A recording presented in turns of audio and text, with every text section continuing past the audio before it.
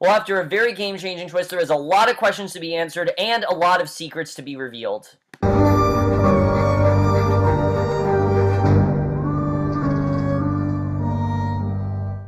Hey guys, here for The Exorcist, Season 1, Episode 6, Chapter 6, Star of the Morning, and I was definitely really looking forward to this episode, more than any episode of The Exorcist I've watched so far, mainly because of that game-changing twist. I mean, that twist was incredible. I still can't believe how well they were able to pull it off. I thought it was just an incredibly well-done twist, and I was really looking forward to seeing where exactly we were going to go from here, because I really did not know where the show was really going to go. And I have to say that while there were some really great things about this episode, this for me was the worst episode so far. I think this episode had some really good stuff to it, definitely, but it was kind of messy. There was a lot of stuff going on in this episode, and with 5 episodes left, I'm hoping the show doesn't get messy, but I feel like it's about to. I mean, the show was very simplistic, but this episode introduced like 5 new plots, and because of that already, the show is getting very messy. But let's just get right into it, because I do have stuff to say about this episode. Don't get me wrong, this was not a bad episode at all. This was actually a very well done episode.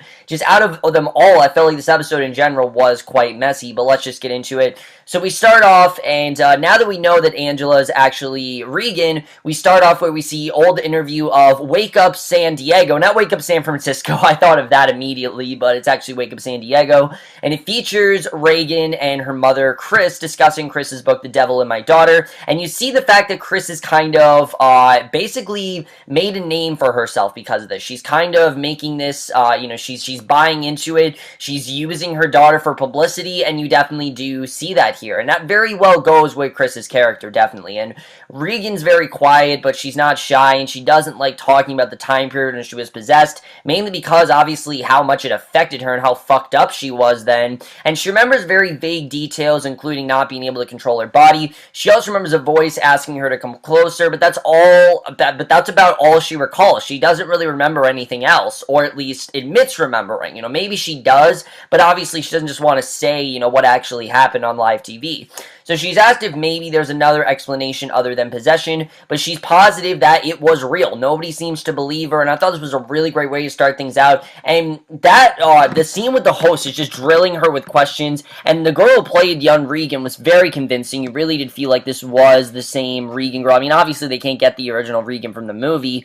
I was hoping they'd get, I was hoping that they would be able to get, what's her name from the original Exorcist? I can't think of her name. Oh, Ellen Bernstein. I was hoping they'd be able to get her. Unfortunately, they didn't. But I think they did a good job of what they had here. But the host really does get into a lot of things, such as, the question of if you go to college, how are people really going to look at you? And that's really, I think, the reason why Regan changed her name to Angela, because she just couldn't see herself as Regan McNeil. She needed a fresh new start. She could no longer function as Regan McNeil. She just wasn't Regan McNeil, and that is why she is the Angela Rand she is today. So really great way to start the episode, and the entire episode focused on the relation between Regan and Chris, I would not be complaining. Unfortunately, that's not all the episode focuses on.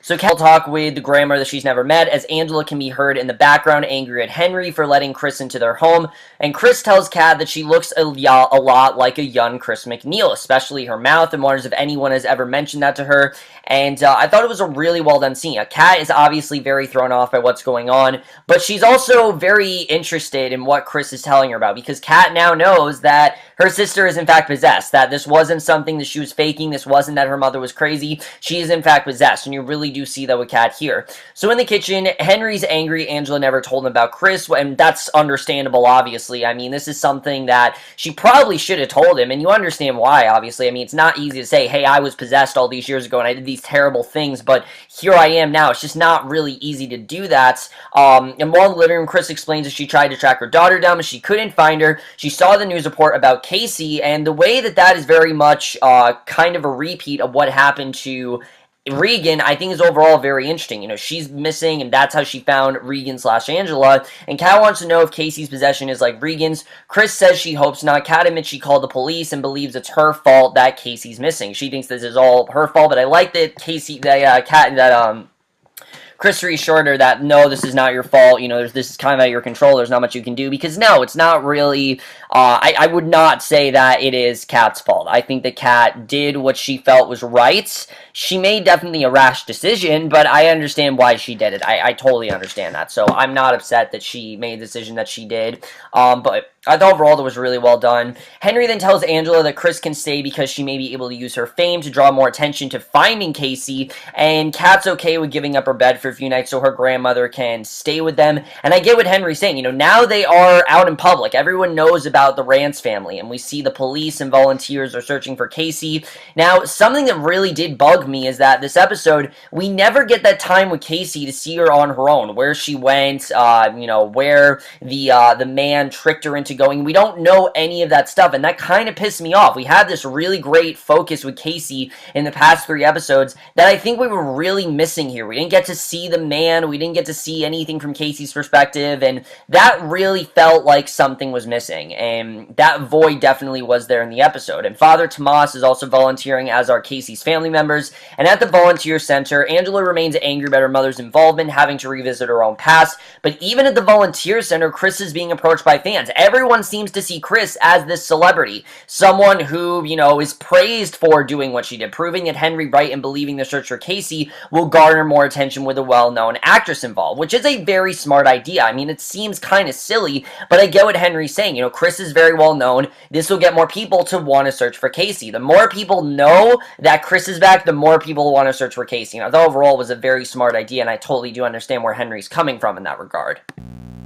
But at the same time, you can really see where Angela's coming from here, too. She meets in private with Father Tomas and Marcus, who are both understandably angry that she didn't reveal her history, because this is probably something they should be in the know about. I mean, the fact that, she feels this way, and the fact that, she kept this from them is obviously something that really is a detriment to their relationship. They felt they were much closer, and now they're not. And Father Tomas says the police think someone helped Casey because of the strength it took to take out the ambulance workers. And Marcus believes that the demon will ultimately force Casey to submit, and they will become integrated in Casey's body, which we know is exactly what the man's trying to do. And that would make the possession permanent, and would destroy the soul, so that an exorcism wouldn't really matter. They wouldn't need to do one.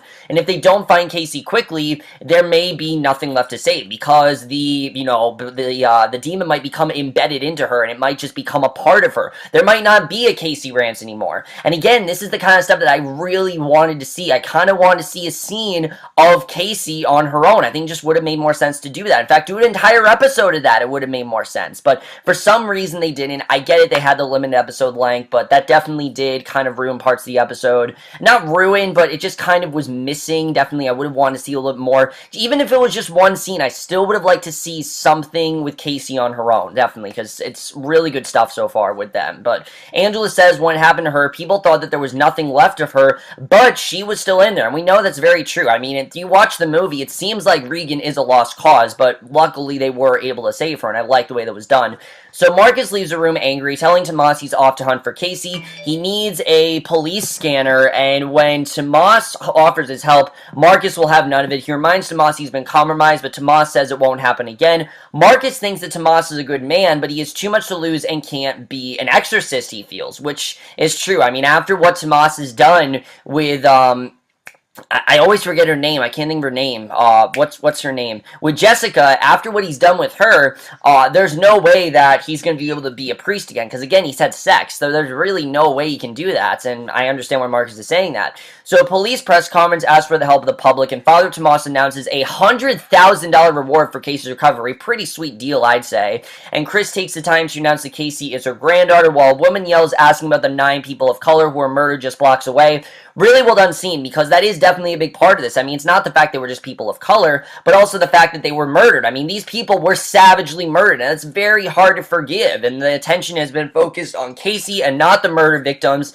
and citizens are understandably angry. I mean, these are people who were innocently killed, and they haven't really focused much attention on them. They've been so intent on Casey and just in general, they haven't really focused on, the murder victims, and you totally understand that. I think this scene was very well done. The way you see all of them, the body parts are stolen from the murder victims. They're being placed on trays and burned with the ashes collected in what looks like a ceremonial jar. Very hard scene to watch because you really do feel for these people. Even though you didn't know these characters, you understand what they're going through, and the grief really plays a big part of this episode more than ever.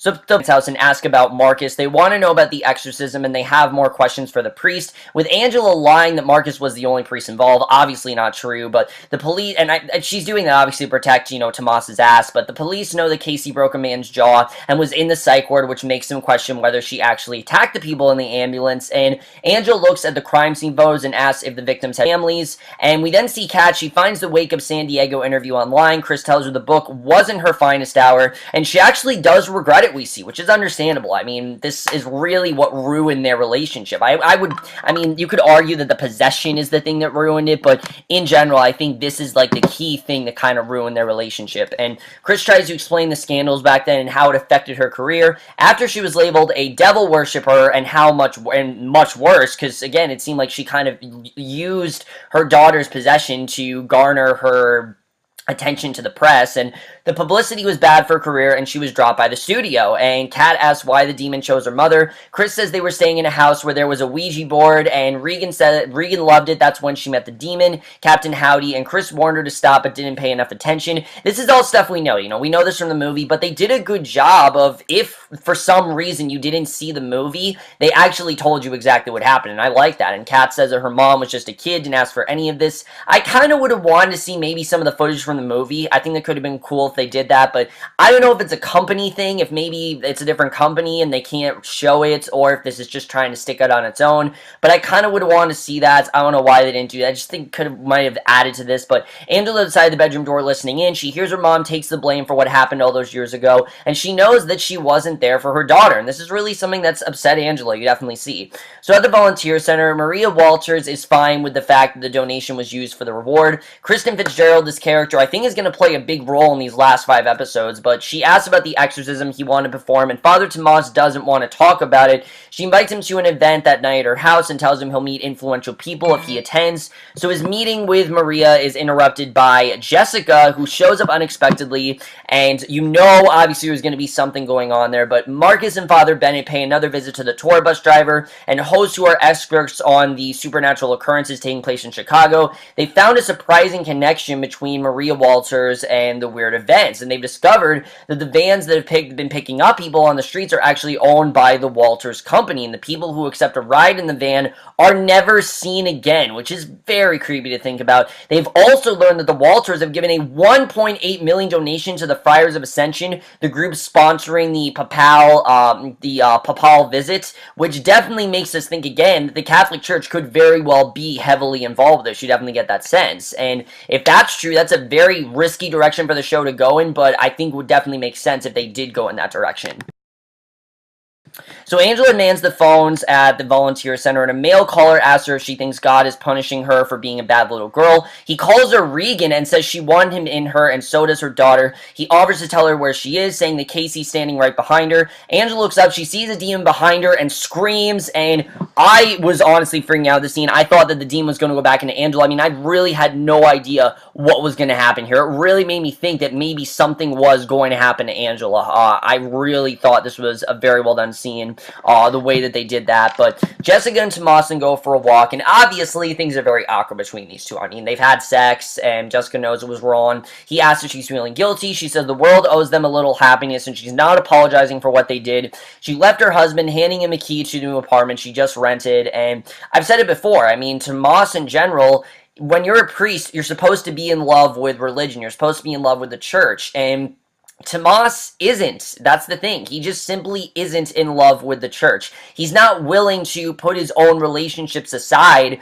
for the church, which is another reason why he can't be a priest. And Jessica, that is the person that he truly loves. And basically, Tomas says he won't visit her there. Jessica says that that's fine, and just a really well-done scene between these two. You get the sense that he probably is going to start something with her, and definitely a season is going to end with him not becoming a priest anymore. I mean, right now he has to be, but he's probably going to discontinue that soon. soon. But back at the volunteer center, Henry wants to know who the woman is in the photo album that Angela's always claimed was her mother, and Angela confirms it was just a random stranger, and Henry's disappointed. Half of what he knows isn't true, and you really do sympathize with Henry here. I think this was probably one of the episodes where Henry was the easiest to read. I mean, yeah, Henry's someone that forgets a lot of things, but now I'm starting to think that maybe he doesn't forget as much. Maybe Angela just said that to him because she didn't want him to really know what's going on, and the fact that he does forget a lot of things, I mean, that really does play into this, that half of what she told him isn't at all true, and Angela says she's never lied to him about their life together, but Henry makes the important point that they didn't even tell him the truth after it started to happen to Casey, because they didn't. They tried to hide it from him all they could, and he had to find it on his own. So Henry feels very betrayed, and you definitely are getting the sense that it's starting to really hurt their relationship. I could definitely see these two not getting a divorce, but it's definitely going to ruin the relationship, just like Regan and Chris's relation was tarnished by the last exorcism. I think that definitely is going to ricochet with Angela and Henry. You definitely see that. So Tomas returns to Volunteer Center in a horrible mood, but then he hears one of the volunteers talking about a pack of wild dogs going crazy in their neighborhood, and he texts Marcus the news, knowing what's going on there. So Father Bennett attends Walter's party, but now he's suspicious of her motivations, and a professor is talking about Lucifer coming to Earth, and Maria tells Father Bennett a lot of influential people support the friars. These influential people are discussing how rogue angels are the architects of all we hold dear, knowledge, art, etc. Definitely got like a Rosemary's Baby vibe from this. Very weird overall, the way that's going, but again, you can definitely tell something's going on there. But back at the Rand's house, Chris is talking to a reporter about their lives. Angela overhears and throws the reporter out, understandably. I mean, she wants nothing to do with any of this. And while Chris tries to explain she was just attempting to help, Angela's done with her intrusion into their lives, tells her to pack up her things, and Angela screams about her family falling apart and how Chris is making this about her, which is what she did when Angela was a child. She asked her mom how could she have exploited her as a child. Chris says she did it because they didn't have any money, and it's then that Angela admits that she always knew where her mom was, but she never reached out, and it's mainly because of the fact that she didn't want to. I mean, again, her mother was exploiting her for publicity. How could you not want to contact your mother? I mean, what kind of bullshit is that? All she did was she didn't even sympathize with her. She just didn't treat her like her own daughter. She treated her like she was property, and that she was using her to garner attention. And this is something that definitely very upsetted Angela. All she really wanted was for someone to really love her and love her for who she is and be able to move past it, but Chris just couldn't. And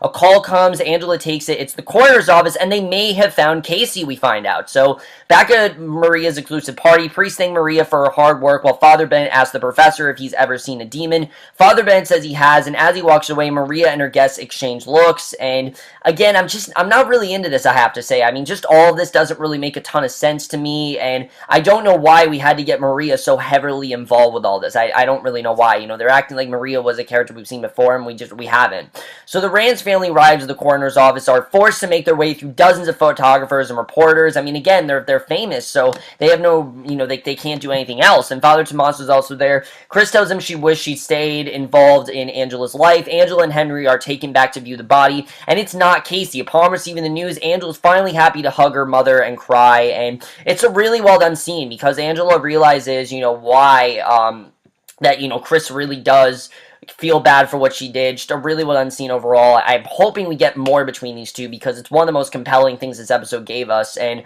Marcus investigates a pack of dogs, finds rats fleeing a tunnel. Homeless people are in the tunnel acting as if their bodies aren't theirs. They're swatting at unseen things. One man reached out to Marcus to stop it. Marcus continues to call out for Casey. He ventures further into the tunnel. Marcus has to yell, "In the name of Christ, get back," as the homeless man begging to stop what's happening. Casey crawls on the wall. She crawls upside down and backwards towards Marcus, which is incredibly creepy. I mean, definitely you get, like, that scene in the stairs that was on the extended cut? That's very much what this felt like to me, as the stairs scene, and I think it's definitely what they were trying to do. But meanwhile, Maria and her guests receive the news that it wasn't Casey at the morgue. A latecomer, a priest, makes a big interest, telling a story about the farmer's market and knocking over apples. He wonders why Father Tomas isn't there. The group tells him that Father Tomas will be a tough nut to crack, and Tomas breaks his promise. He shows up at Jessica's apartment. He tells her they can't sleep together, and she's okay with that, actually, and she understands why. I mean, again, he wants to be a priest. He can't sleep with her if, if he's going to be a priest. That's just not how it's going to work.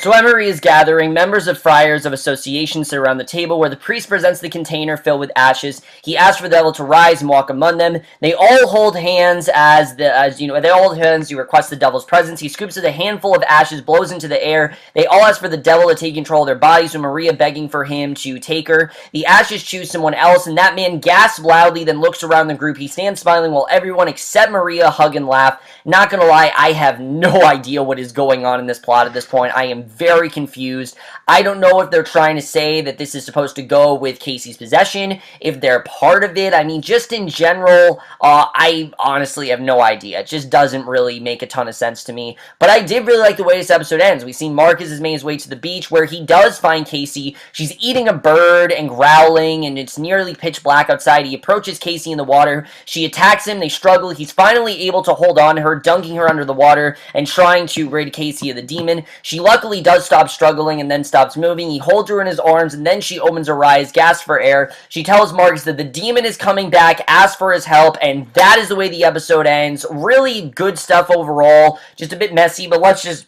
get into this episode and talk about where I think the last 4 episodes of the show are going to go. So overall, I didn't think this was a bad episode. I definitely do want to preface that. I just felt that the quality of this episode was much lower than the other episodes were. There were definitely some really good things this episode, like Chris and Angela's relationship, like the stuff going on with Henry, even the stuff going on with the Rance family in general, I found to be really, really compelling. It's just a lot of this stuff, there was just a little bit too much going on this episode, definitely. I feel like if we made spend more time with Casey and her out on her own, seeing really what she was doing, because we don't really know what she's been up to. You know, where was he really taking her? You know, if Marcus wouldn't have found her, where is she going? We really don't know what she's up to and where she's really going to go.